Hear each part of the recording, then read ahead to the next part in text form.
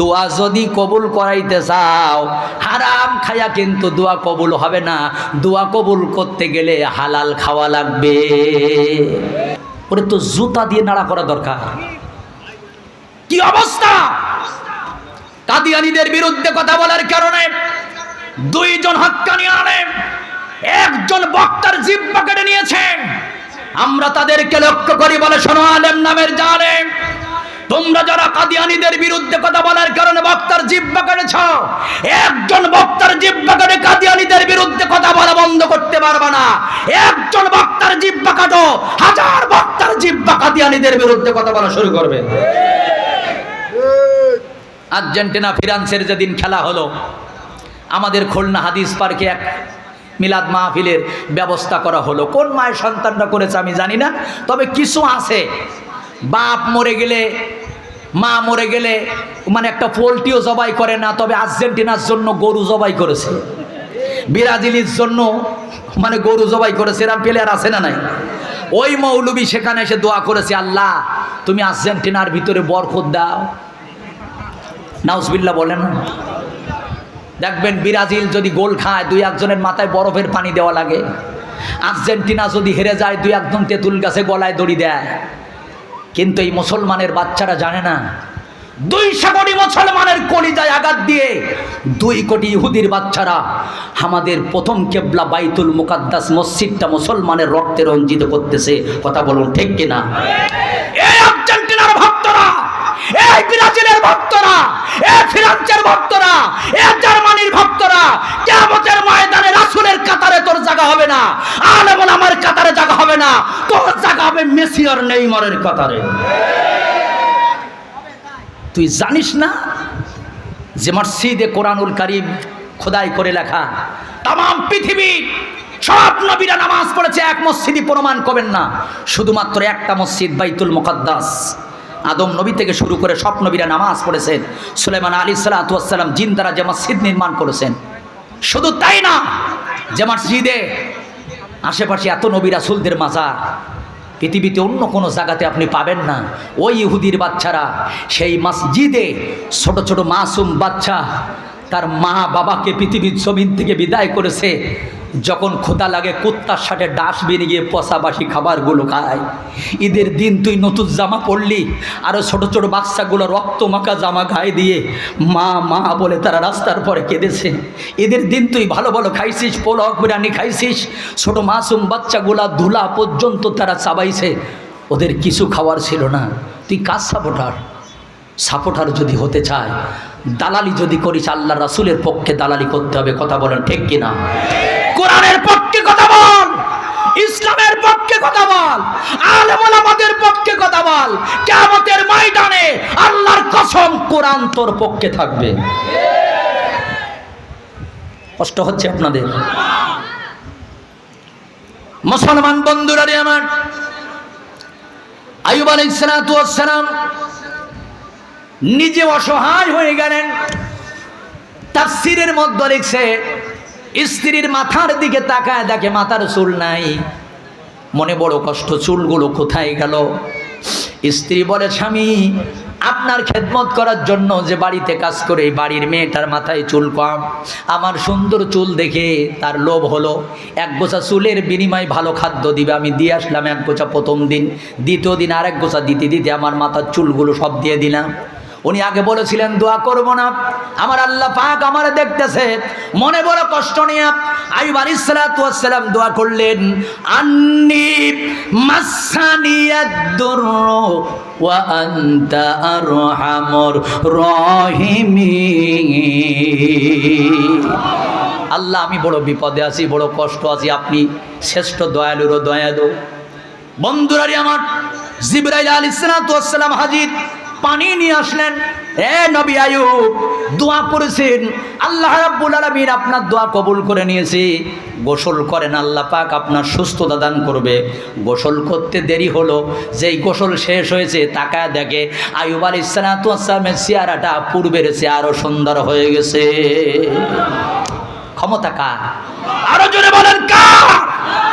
আমার বন্ধুগণ, স্ত্রী এসে দেখে স্বামী আর ওখানে নাই, সুন্দর একজন যুবক জিজ্ঞাসা করলেন আমার স্বামী কই, অসুস্থ মানুষ, বাঘ ভাল্লুকে নিয়ে গেছে নাকি? বলে না, তুমি ভালো করে তাকায় দেখো মনে চোখ দিয়া, আমি তোমার স্বামী। বিশ্বাস হয় না, অনেক লক্ষ্য করে দেখলেন যে হ্যাঁ, সেই নবী আইয়ুব আলাইহিস সালাম সুস্থ হয়ে গেছে। স্বামী কিভাবে? বলে আমি আল্লাহর কাছে দোয়া করেছি, আমার আল্লাহ কবুল করেছে। সুবহানাল্লাহ বলবেন না? ক্ষমতা কার? এবার আপনারা বলেন তো, আইয়ুব আলাইহিস সালাম দোয়া করেছিল হারাম খাওয়ার পরে না হালাল খাওয়ার পরে? হালাল খাওয়ার পরে দোয়া করেছে। একটু হাদিসের সাথে মিলাই নেবেন, 1500 বছর আগে আল্লাহর নবী বলেছেন, জোরে বলেন কি খানা?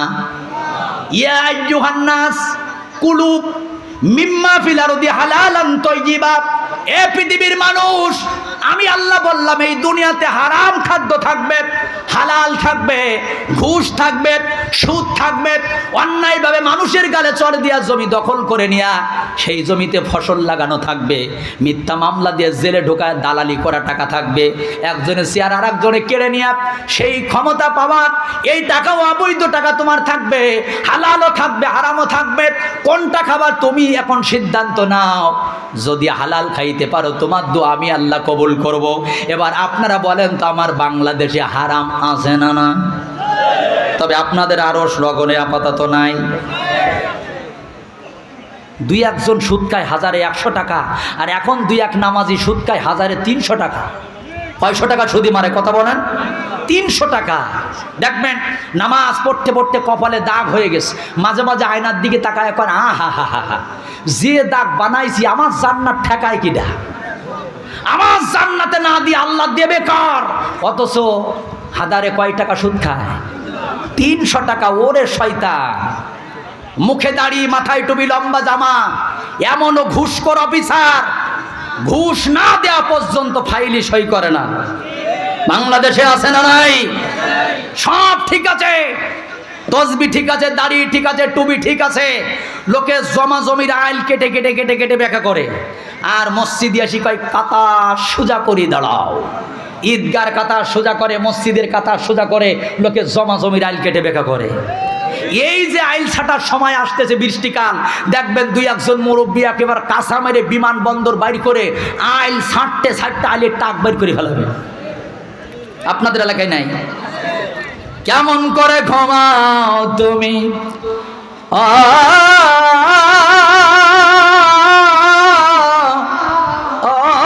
মানুষ, কেমন করে ঘুমাও তুমি ফজর করে কাজা? এমনও তো হতে পারে তোমার জোহরে জানাজা, ঠিক কিনা? এমনও তো হতে পারে তোমার জোহরে জানাজা। মুসলিম হয় না জন্ম নিলে মুসলমানের ঘরে, কাফের মুমিন তো পাঠতা হয় নামাজেরই পরে, মানুষ নামাজেরই পরে। মুসলিম হয় না জন্ম নিলে মুসলমানের ঘরে, কাফের মুমিন তো পাঠতা হয় নামাজেরই পরে।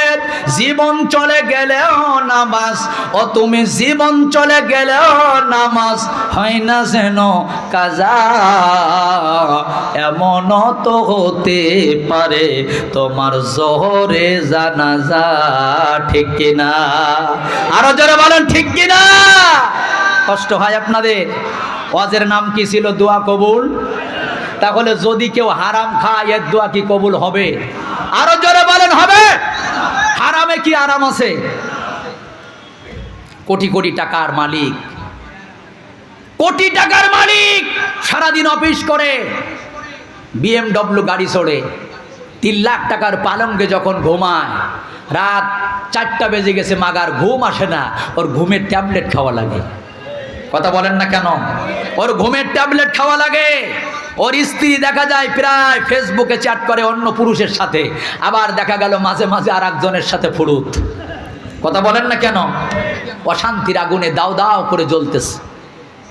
একটি বেহানার দিকে তাকাও, সারাদিন 500 টাকা আয় করে রাত্রিবেলা কোনো রকম একটু খাইয়া যখন নাক ডেকে ঘুমায়, ওর নাক ডাকার আওয়াজেই বোঝা যায় যে টাকাটা হালাল না হারাম। কথা বলুন ঠিক কিনা? ওর নাকেই বলে দেয়। মুসলমান বন্ধুরা রে আমার, একটু জিকির দেন লা ইলাহা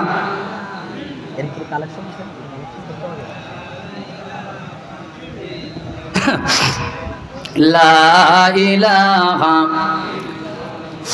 লা ইলাহা ইল্লাল্লাহ মুহাম্মাদুর রাসূলুল্লাহ। সকলে বলুন সাল্লাল্লাহু আলাইহি। ওয়াজের নামটা কি ছিল আরেকবার বলুন। দোয়া কবুল হয় না কেন? আমার বন্ধুরা, আল্লাহর নবী একজন হযরত ওমর ফারুক রাদিয়াল্লাহু তাআলা আনহুকে বললেন, ওমর রে, ওয়াইস কুরুনিকে যদি পাও তার হাত দ্বারা দোয়া করাই নিও। উনি বললেন, ইয়া রাসূলুল্লাহ, ইয়া হাবিবাল্লাহ, কি কারণে তার হাত দ্বারা দোয়া করাইতে হবে? ওমর ওয়াইস কুরুনি দোয়া করলে আল্লাহ সাথে সাথে কবুল করে নেয়। সুবহানাল্লাহ বলুন। মুস্তাজিবুদ দাওয়াত। কি আমল করে ওয়াইস কুরুনি? তার জীবনে এত বড় কোনো আমল নাই। ওমর রে, তার ঘরে জনম দুঃখিনী একজন মা আছে, যে বছর আমার কাছে আসতে যায় জনম দুঃখিনী মা বলে, বাবা যাইস না, আগামীতে যাস। মায়ের কথা রাখতে গিয়ে আমার কাছে আসতে পারে না। এভাবেই করে ওয়াদা দিতে দিতে দিতে ওই জনম দুঃখিনী মা একদিন দোয়া করে বলেছিল, আল্লাহ আমার বাজারে তুমি কবুল করে নাও। তার দোয়া আল্লাহ তুমি কবুল করে নাও। ওই জনম দুঃখিনী মা সন্তানের জন্য এমন দোয়া করেছে রে ওমর, ওয়াইস কুরুনি যা দোয়া করে আল্লাহ কবুল করে নেয়। জীবনের শেষ মুহূর্ত পর্যন্ত ওমর ওয়াইস কুরুনির জন্য পাগলপাড়া 10 জন লোক থাকলে সেখানে বলে, ওয়াইস কুরুনি আছে কিনা? আমি আসাদুজ্জামান, আমার দোয়া আজকে কবুল নাও হতে পারে। মাওলানা মনোয়ার হোসেন মুমিনের দোয়া কবুল নাও হতে পারে। মাওলানা আবু সাদেকের দোয়া, আমাদের আপনাদের এই মাদ্রাসার অনেক বড় বড় উস্তাদরা এখানে আছে, তাদের দোয়া কবুল নাও হতে পারে।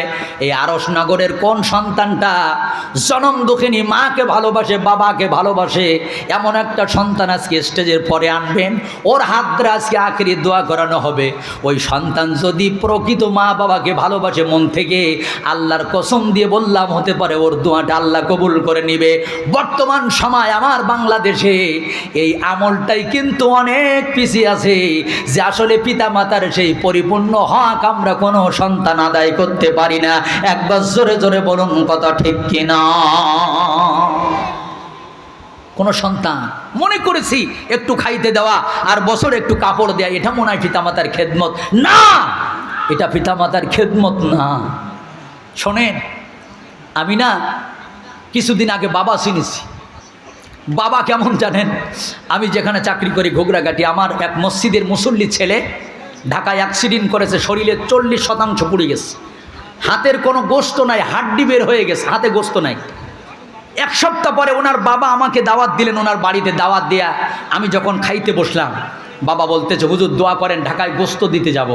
ঢাকায় আমি বুঝলাম নাই, বললাম ভাই আপনি ঢাকায় গোস্ত দিতে যাবেন কেন? বললেন, হুজুর আমার সন্তানটার না হাতে কোনো গোস্ত না, হাড্ডি বের হয়ে গেছে। তো ডাক্তাররা বোর্ড বসাইয়া বলেছে ওর বাবার গাত থেকে গোস্ত কেটে ওই সন্তানের গায়ে লাগাইতে হবে, তাহলে লেগে যাবে। দুটি হাত উঁচু করে বলে, হুজুর আমার শরীর থেকে যেখানতে পছন্দ ডাক্তাররা গোস্ত কেটে আমার কলিজার টুকরা আমার বাচ্চাটারে যেন সুস্থ করে দেয়। আমার হাত থেকে ভাত পড়ে গেল। এ আল্লাহ, বাবারা কি এমন হয় যে নিজের শরীর থেকে গোস্ত কেটে দিয়া সন্তানকে সুস্থ করতে যায়? এ যুবকেরা, সেই বাবার ভাত কেমন করে বন্ধ করে দিলা? সেই মায়ের ভাত বন্ধ করে কেমন করে দিলা? সেই বাবার সাথে কথা কেমনে বন্ধ করলা? মুসলমান বন্ধুরা রে আমার, আমার বাংলাদেশে এমন মা আছে আজকে এত অসহায়, 4-5টা সন্তান থাকতেও তাদেরকে রাস্তায় ভিক্ষা করা লাগে, বৃদ্ধাশ্রমে তাদের আশ্রয় ঠাঁই হয়। আপনারা জোরে বলুন তো, বাংলাদেশে এমন জনম দুঃখিনী মার পরিচয় আছে না? না। মায়ের কান্দন যাবুর জীবন, ওরা 2-4 মাস বোনের কান্দন রে, ঘরের পরিবারের কান্দন কয়েকদিন পর থাকে না। দুঃখের দরদি মা, জনম দুঃখিনী মা, গর্ভধারিণী আমার জনম দুঃখী মা। 10 মাস ও 10 দিন মায়ে এই গর্ভে দিছে ঠাই, রক্ত মাংস খাইয়া আমরা ইলাম ববে ভাই, ভূমিষ্ঠ হইয়া আমরা উঠিলাম কান্দিয়া, শান্ত করিল মায়ে বুকের দুধ দিয়া, মায়েরও প্রসাবের কালে ওরে বুক ভাসে মার চোখের জলে রে, ওই সন্তানেরই লয়া কোলে ভুলে প্রসব যন্ত্রণা, দুঃখের দরদি মা জনম দুঃখিনী মা, গর্ভধারিণী আমার জনম দুঃখী মা। আপনাদের কষ্ট হচ্ছে? আলোচনা কি চলবে? ওয়াজের নাম ছিল দোয়া কবুল হয় না কেন? ইনশাল্লাহ হবে, জোরে বলেন ইনশাল্লাহ। তবে 10টা মিনিট বিরতি। কোরআনের মাদ্রাসা, আমি আসাদুজ্জামান এই কথাটা প্রায় বলি, আল্লাহি আল্লাহর কসম, এই দুটো ঠোঁট দিয়ে কোনোদিন মার সাথে একটা মাকে গালাগালি করি নাই, বাবাকে কোনোদিন একটা বড় কথা আমি বলতে পারি নাই। কেন জানেন? এ কোরআন আমাকে ব্রিকেট দিয়ে বলেছে, আসাদ ওয়াবিল ওয়ালিদাইনি ইহসানা, পিতামাতার পরে এহসান করতে হবে।